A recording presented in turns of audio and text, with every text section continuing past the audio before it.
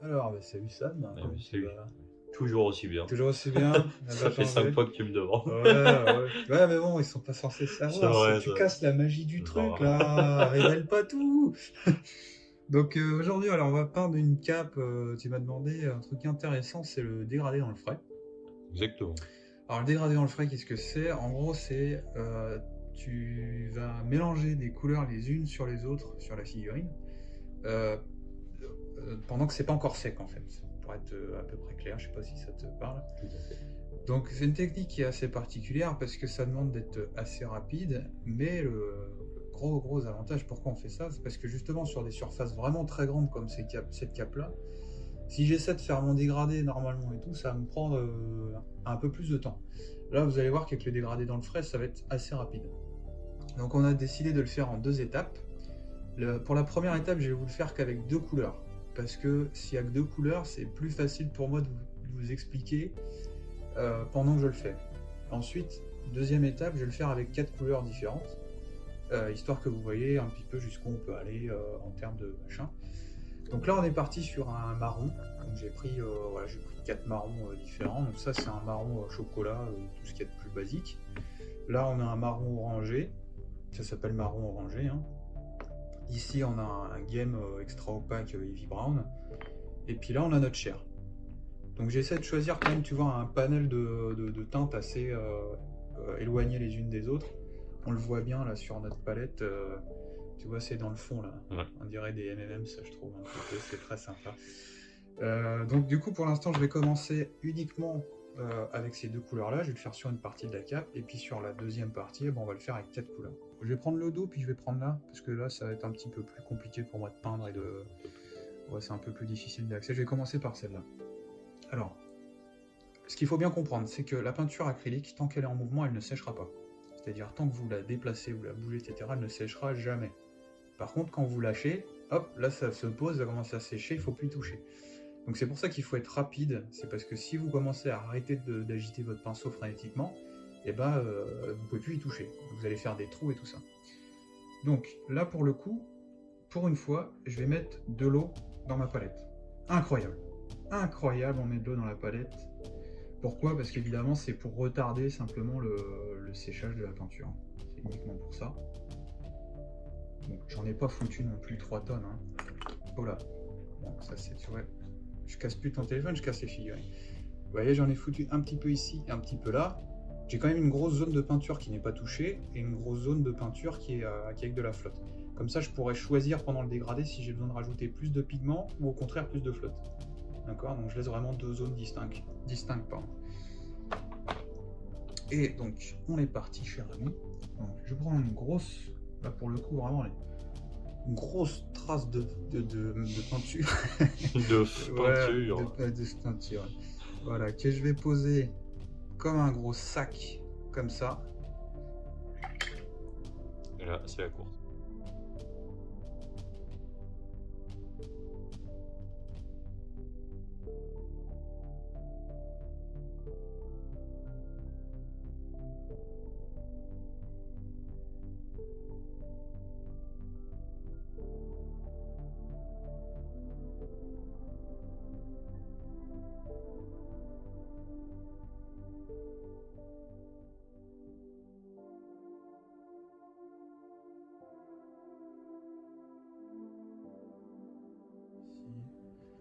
Je vais reprendre un petit peu de marron parce que ça me convient pas. Tu vois, c'est même pas encore tout à fait sec en bas. Hein.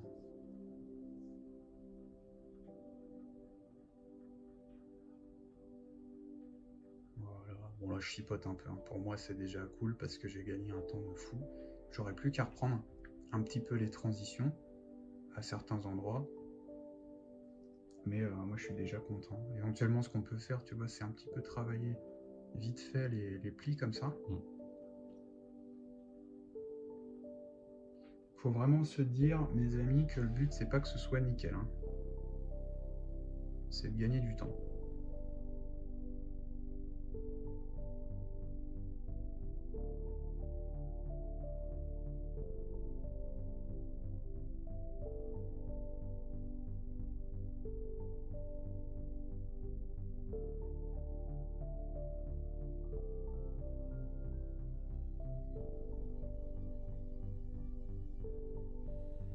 Voilà, je vais m'arrêter là pour celle-là. Donc ce qu'il va falloir faire évidemment c'est reprendre surtout le haut parce que bon en plus c'est de la chair sur du noir dans ce couche, hein, donc forcément ça prend pas super bien. Mais tu vois, déjà de loin en tabletop c'est suffisant. Attends que ça sèche, tu as déjà un très beau dégradé.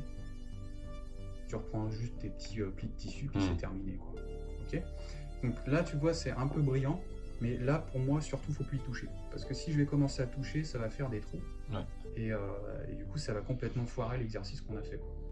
Donc là bah, je vais refaire exactement la même chose mais avec 4 couleurs, donc, histoire de montrer un petit peu comment ça fonctionne. Parce que c'est vrai qu'on se dit 4 couleurs, ouais ça paraît compliqué mais c'est pas beaucoup plus compliqué en fait. Une fois qu'on a compris le délire, ça va aller tout seul. Donc je refais exactement pareil dans la palette avec mes 2 autres couleurs. Tu vois j'ai ajouté ma flotte d'un côté et j'ai gardé ma peinture de l'autre. Histoire, comme je disais tout à l'heure, si je veux de la peinture, je prends de la peinture, si je veux de la flotte, je prends de la flotte. Je vais me concentrer sur cette partie-là, là, ça sera le plus simple. Donc on va faire exactement pareil, je reprends un gros tas de marron. Hop, ça c'est la première. Deuxième marron orangé.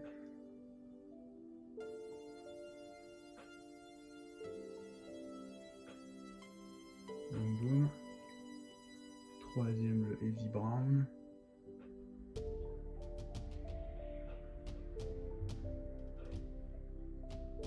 Et le quatrième à nouveau notre cher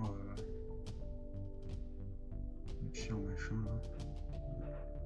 J'étais un petit peu trop bas avec mon heavy brown et tout ça.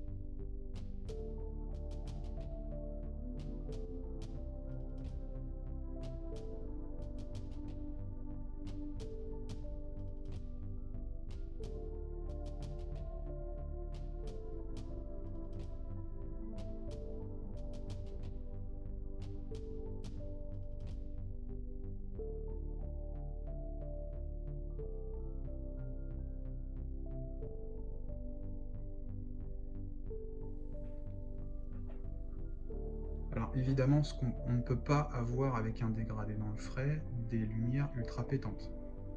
Parce que forcément, elles seront corrompues par la couleur qui est en dessous. Parce que c'est pas sec.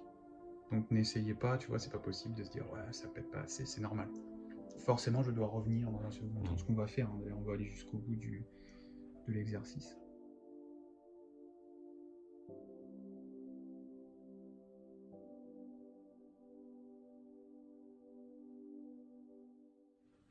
Voilà, donc là je vais laisser sécher. Donc, tu vois, on a déjà une très bonne base de travail, quoi. L'avantage de cette technique aussi, tu vois, c'est que ça t'oblige à vraiment travailler sur le global. T'oublies un petit peu le reste. Ouais. Et ça c'est important parce que souvent dans la peinture, tu te concentres trop sur des petites merdes, des détails qui sont moins importants que d'avoir surtout un rendu global intéressant, quoi.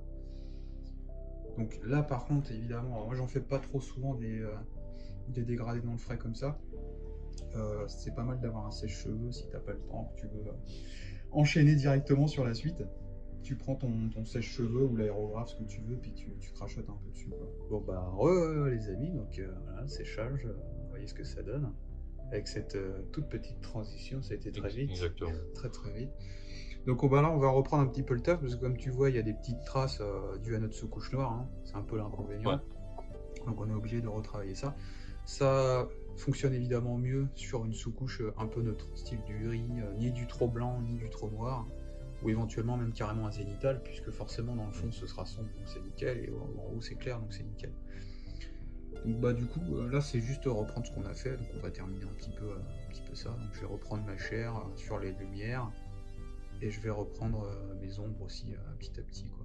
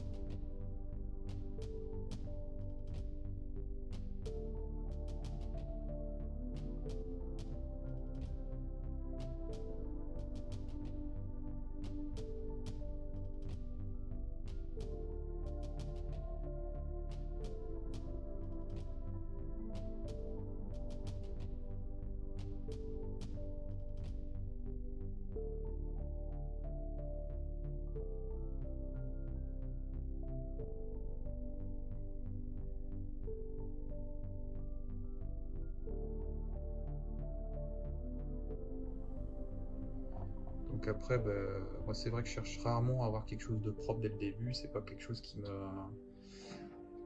Ça dépend beaucoup des peintres, hein. Moi j'ai des amis par exemple, ils pourraient pas du tout faire comme ça, parce que quand c'est dégueulasse, ils supportent pas, tu vois. Faut que à toute étape de la figurine, ce soit assez joli. Donc à vous de voir, après vous pouvez éventuellement vous dire, je passe plus de temps à peaufiner mon dégradé dans le frais. Moi je m'arrête quand ça me convient, quoi, hein. C'est toujours pareil. À vous de... Moi je vous livre et puis vous en faites ce que vous voulez, hein. Faut pas suivre à la lettre. Voilà.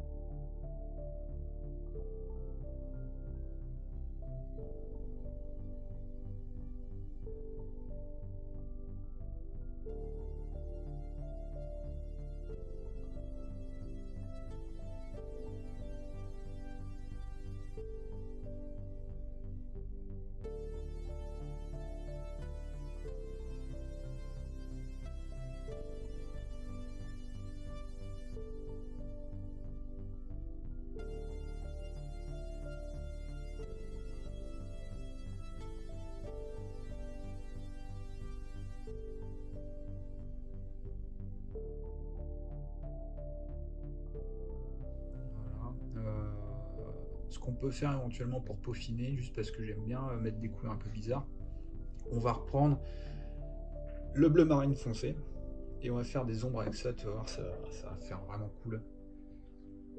Ça va faire un tissu vraiment profond et assez, je sais pas, c'est doux, ça donne une atmosphère très sympa, j'aime beaucoup.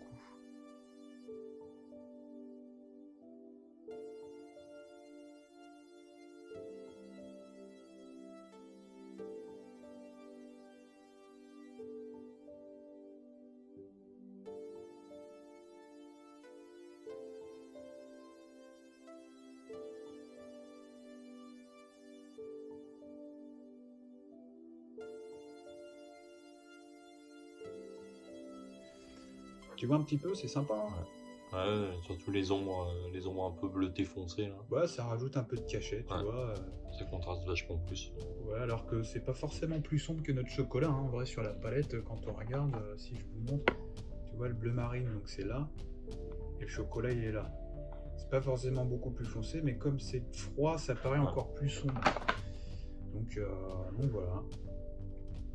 Cap. Vous avez la différence. Là, c'est vraiment en mode simple de chez simple. Donc de loin, ça le fait, hein. Il manque plus qu'à reprendre un petit peu les éclaircies. Ouais, sur les petites arêtes. Mais quand même, voilà, en passant un peu plus de temps, on améliore vachement notre délire. Ouais. Ça devient cool. C'est parfait. Ok, bon bah écoutez les amis, à la prochaine. Ouais. Passez une bonne journée, bonne soirée. Je te remercie. Et bah avec plaisir, merci à toi. Merci, et puis merci à vous, et puis ciao ciao. À très bientôt, ciao.